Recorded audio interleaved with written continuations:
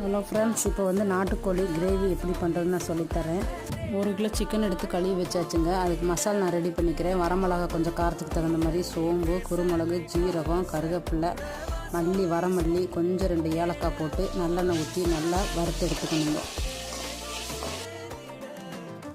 வறுத்து வச்ச மசாலாவை நல்லா ஆற வச்சு மிக்சி ஜார் எடுத்து அரைச்சி நல்லா நைஸாக அரைச்சி எடுத்து வச்சுக்கணும். எண்ணெய் காஞ்சதுக்கப்புறம் கட் பண்ண வெங்காயம், பூண்டு நல்லா பொன்னிறமாக வணக்கிக்கணும். நல்லா வணக்கணும், நல்லெண்ணெய் ஊற்றி நல்லா வணக்கிக்கணும்.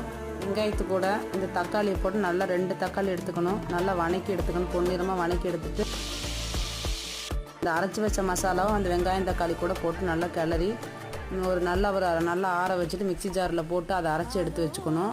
கடாயில் கொஞ்சம் நல்லெண்ணெய் ஊற்றி கொஞ்சம் சோம்பு போட்டு இஞ்சி, பூண்டு, வெங்காயம் எல்லாம் போட்டு நல்லா வணக்கிடணும். பொன்னிறமாக வணக்கி எடுத்துடணும்.